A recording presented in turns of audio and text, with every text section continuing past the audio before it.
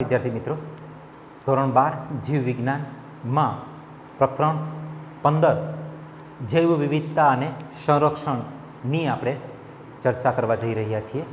પાઠની શરૂઆત કરતાં પહેલાં જૈવ વિવિધતા એટલે શું, તો એની વાત થોડી કરી દઉં હું તમને. પાઠનું નામ છે જૈવ વિવિધતા. જૈવ એટલે સજીવ, વિવિધતા એટલે સજીવોમાં જોવા મળતી વિવિધતા, કે સજીવો એક સજીવ બીજા સજીવથી અલગ છે. એક માણસ બીજા માણસ સાથે મેચ નથી થતો, એક માણસ પણ બીજા માણસથી અલગ પડે છે. કેવી રીતે અલગ પડે છે, એમાં શું એવું છે કે જેથી કરીને એ અલગ પડે છે? એક પ્રાણી બીજા પ્રાણીથી અલગ પડે છે, શા માટે અલગ પડે છે? એક વનસ્પતિ બીજા વનસ્પતિથી અલગ પડે છે, શા માટે અલગ પડે છે? અને આ અલગ પડે છે માટે શું ફાયદો છે, ગેરફાયદો છે, એનાથી પર્યાવરણને શું નુકસાન થાય છે કે લાભ થાય છે, એના વિશેની આપણે આ વાત કરવાની છે. અને આ જે વિવિધતા છે, આ અલગપણું છે, એનું આપણે રક્ષણ કેવી રીતે કરી શકીએ અને શા માટે કરવું જોઈએ?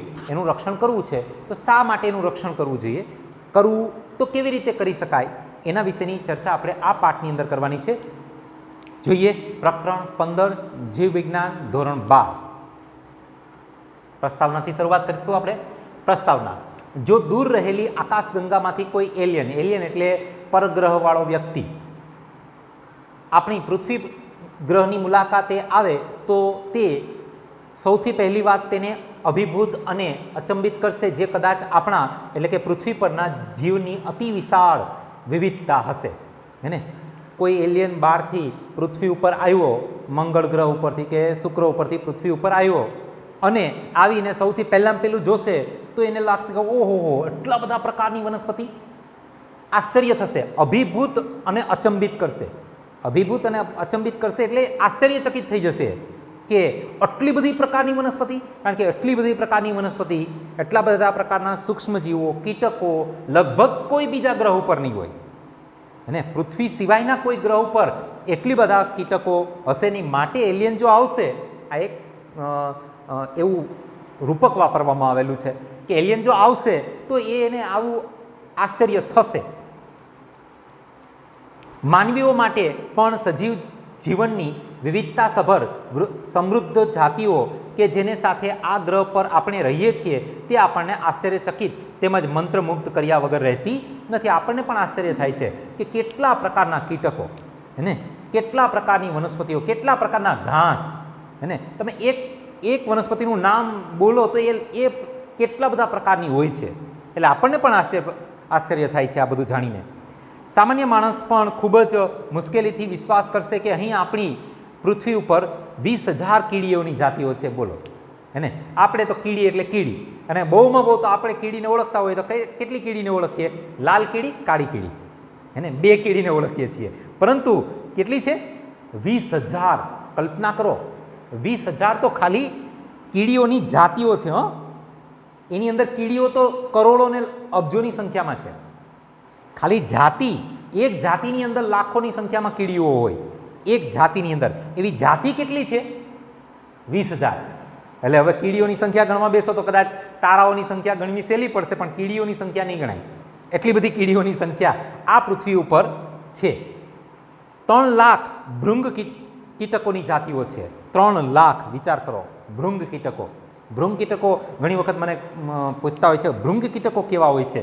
તો ભૃંગ કીટકો આ જે બધા કીટકો દેખાય છે ને, આવા, આ બધા આગળ પેલા મુખાંગોવાળા જે બધા તમને દેખાય છે ને, આવા, આ બધા સ્પર્શકો, મુખાંગો જે છે, આ બધા કીટકોને ભૃંગ કીટક કહેવાય. હે, અને 28,000 માછલીની જાતિઓ છે. માછલીની જાતિ, હે, જાતિ. માછલીઓ તો પછી કેટલી બધી, એક જાતિમાં પછી કેટલી બધી પ્રકારની માછલીઓ હોય, પણ માછલીની જાતિ 28,000 છે આપણી પૃથ્વી ઉપર. લગભગ છે, આ જે અંદાજિત આંકડા છે. તથા લગભગ 20,000 જેટલી ઓર્કિડની જાતિઓ. આ એક વનસ્પતિ છે, પરોપજીવી વનસ્પતિ ઓર્કિડ, અને એની 20,000 તો જાતિઓ છે. તો વિચાર કરો ઓર્કિડ કેટલા હશે. ઓર્કિડ જોઈએ, ઓર્કિડ કેવા હોય છે? આ ઓર્કિડ છે. કેટલા બધા પ્રકારના ઓર્કિડ હોય, હે, આ પ્રકાર, આ છે ઓર્કિડ, આ પણ ઓર્કિડ. અલગ અલગ પ્રકારના કેટલા બધા મસ્ત એની અંદર પુષ્પો આવે, હે, કલરફુલ એકદમ. આ ઓર્કિડ છે. અને આવી કેટલી છે આપણી પાસે? 20,000 જાતિઓ છે. બોલો, વિચાર કરો. તો આ જે બધી આપણે વર્ણન કરીએ છીએ, આ જૈવ વિવિધતા, હે સજીવોમાં જોવા પડતું અલગપણું, વિવિધતા કેટલી છે એના વિશેની વાત કરી, પ્રસ્તાવનાની ચર્ચા કરી. હવે આપણે વાત કરીએ છીએ જૈવ વિવિધતાને વધુ ડિટેલમાં સમજવા પ્રયત્ન કરીએ. આપણા જીવાવરણમાં માત્ર જાતીય સ્તરે જ નહીં, પરંતુ જીવશાસ્ત્રીય સંગઠન આયોજનના દરેક સ્તરે કોષોની અંદર મોટા અણુઓ માટે સંસ્કૃતમાં શબ્દ છે બૃહદ. બૃહદ એટલે મોટું થી લઈ અને જૈવ વિસ્તારો સુધીની ખૂબ જ વિવિધતા એટલે કે વિષમ વૈવિધ્યનું અસ્તિત્વ છે. જૈવ વિવિધતા શબ્દ સામાજિક જૈવ વૈજ્ઞાનિક એડવર્ડ વિલ્સન છે, એ સામાજિક જૈવ વૈજ્ઞાનિક છે અને એણે આ શબ્દ આપેલો છે જૈવ વિવિધતા દ્વારા જૈવિક સંગઠનના દરેક સ્તરે સંકળાયેલી વિવિધતાના વર્ણન માટે પ્રચલિત કરવામાં આવ્યો છે. એટલે આ જૈવ વિવિધતા શબ્દ છે, યાદ રાખશું, નીટમાં પૂછાઈ શકે, 1 માર્કમાં પણ પૂછાઈ શકે. એડવર્ડ વિલ્સન આ જે છે, આ એડવર્ડ વિલ્સન છે.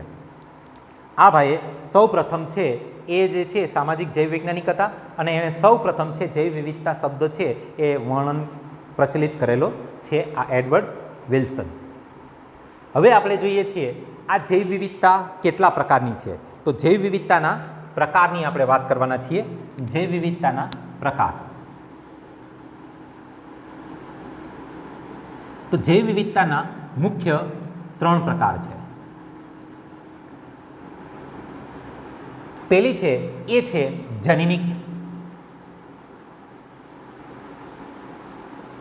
જનીનિક વિવિધતા. બીજું જે છે એ છે જાતિ વિવિધતા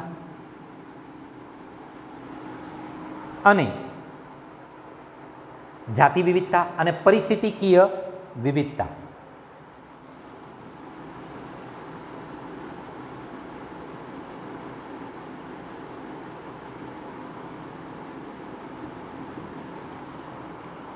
ત્રણ પ્રકારની વિવિધતાની આપણે અહીંયા વાત કરવાની છે. તો સૌથી પહેલી વાત કરીએ જનીનિક વિવિધતા. તો જનીનિક વિવિધતા એટલે જનીન શબ્દથી આપણે લગભગ પરિચિત છીએ. આગળના પાઠની અંદર જનીન વિશે આપણે ઘણું બધું ભણી ગયા છીએ કે ભાઈ ડીએનએનો એવો એક ખંડ છે કે જે લક્ષણો એક પેઢીમાંથી બીજી પેઢી સુધી લઈ જાય છે.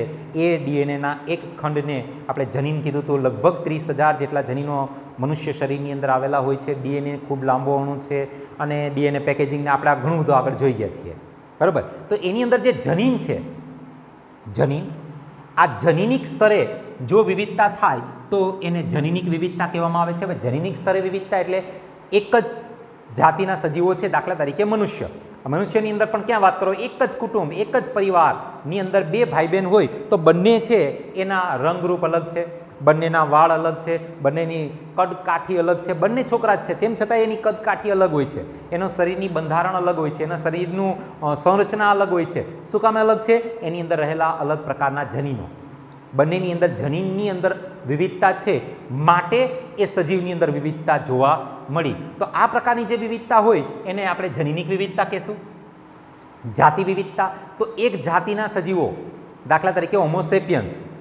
તો આ હોમો છે તો હોમોસેપિયન્સની અંદર હોમો છે તો હોમોની અંદર કેટલા બધા પાછા આવે.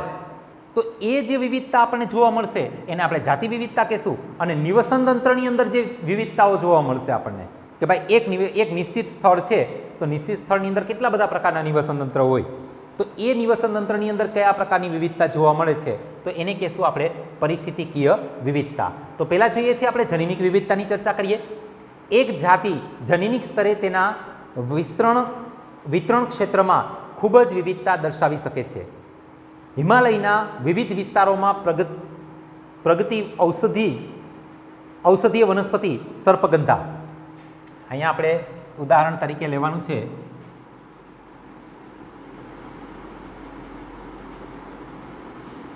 હવે આ સર્પગંધા છે કેવી છે?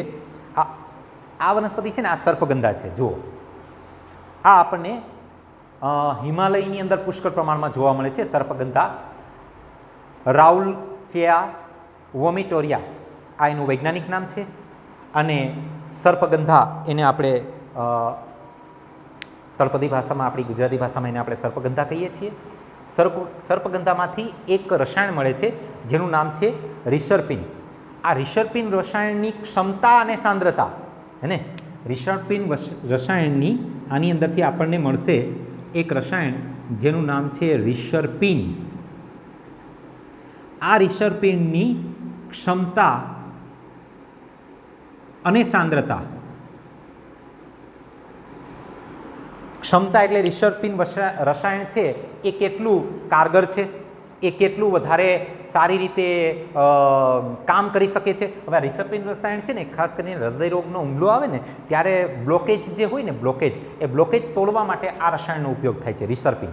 હવે આ રિસર્પિન અમુક પ્લાન્ટની અંદર રિસર્પિન રસાયણ એટલું બધું તાકાતવાળું, એટલું બધું જોરદાર હોય છે, એની બંધારણ એટલું બધું સારું હોય છે કે એનો થોડો ડોઝ આપીએ આપણે કોઈ પ્રાણીને તો પણ એના બ્લોકેજ છૂટા પડી જાય છે. અને અમુક વનસ્પતિની અંદરથી, હે ને સર્પગંધા જ છે પણ સર્પગંધામાં ઘણી બધી હશે પ્લાન્ટ, તો એમાંથી અમુકની અંદરથી એવી ક્ષમતાવાળું રિસર્પિન મળે છે કે જે થોડી માત્રામાં ઉપયોગ કરીએ તો પણ કામ કરે છે. અને અમુક સર્પગંધા છે એમાંથી એવું રસાયણ, એવી ક્ષમતાવાળું રસાયણ મળે છે કે જે વધુ માત્રામાં ઉપયોગ કરવો પડે તો જ આપણને એનું રિઝલ્ટ સારું મળે. તો ક્ષમતાના આધારે અમુકની અંદર રિસર્પિનની ક્ષમતા સારી છે, અમુકમાં સારી નથી. અમુકમાં સાંદ્રતા એટલે અમુક સર્પગંધા એવી છે જેમાં પુષ્કળ પ્રમાણમાં રિસર્પિન મળે છે, અમુક સર્પગંધા એવી છે કે જેમાં ઓછા પ્રમાણમાં સર્પગંધા. તો સર્પગંધામાં પણ જોયું વિવિધતા જોવા મળી. અમુકમાં વધારે રિસર્પિન મળ્યું, અમુકમાંથી ઓછું મળ્યું, અમુકમાં સારી ક્વોલિટીનું રિસર્પિન મળ્યું, અમુકમાં સારી ક્વોલિટીનું રિસર્પિન ન મળ્યું. એટલે સર્પગંધામાં પણ વિવિધતા, આને જનીનિક વિવિધતા કહેવાય. આને જે આપણે કરીએ છીએ એને જનીનિક વિવિધતા, કે સર્પગંધાની દ્વારા દર્શાવાતી જનીનિક વિવિધતા એ તેના દ્વારા ઉત્પાદિત સક્રિય રસાયણ રિસર્પિનની ક્ષમતા અને સાંદ્રતાના અર્થમાં હોઈ શકે છે. ભારતની અંદર લગભગ 50,000થી પણ વધારે જનીનિક રીતે ભિન્ન ચોખાની ધાન્ય જાતિઓ જોવા મળે છે. ચોખા છે આપણા ભારતની અંદર લગભગ 50,000થી પણ વધારે જાતિઓ ચોખાની છે.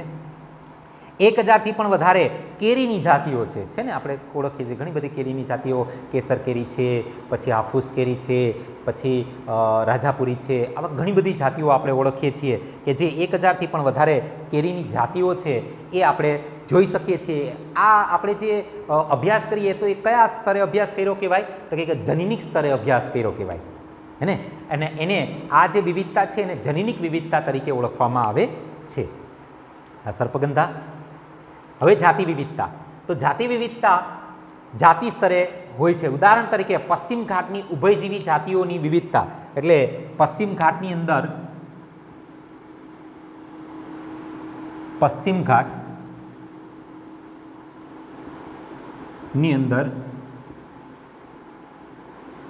ઉભયજીવી પ્રાણી અને વનસ્પતિ ઘણી બધી હશે, તો એ પ્રાણી અને વનસ્પતિઓ ઉભયજીવી કેવા છે એની જો આપણે નિરીક્ષણ કરતા હોઈએ, એનો જો અભ્યાસ કરતા હોઈએ તો એમ કહી શકાય કે જાતિ વિવિધતાનો આપણે અભ્યાસ કરીએ છીએ.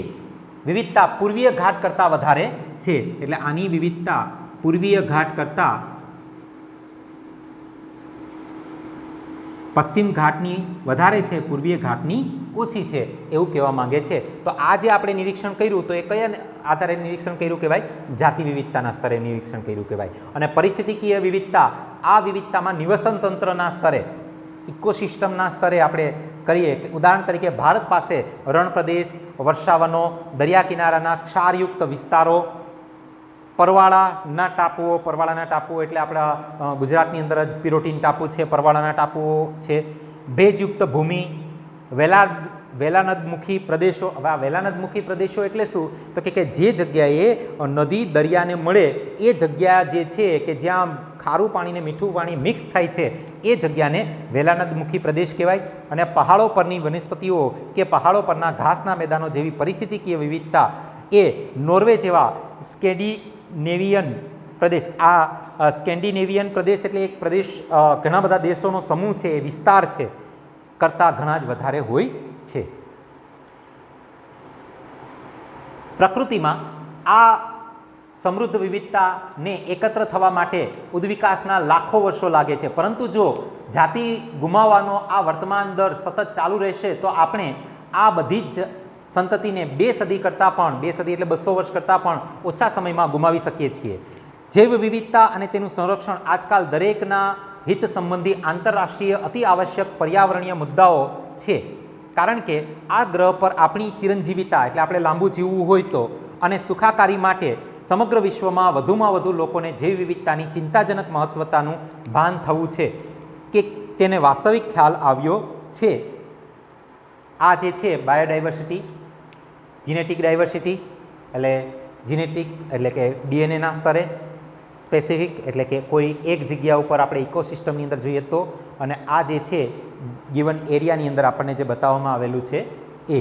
તો આમ અહીં આપણે પ્રકરણ 15ની અંદર જૈવ વિવિધતાના પ્રકારોની ચર્ચા કરી. આજ માટે મને રજા આપો. Thank you very much.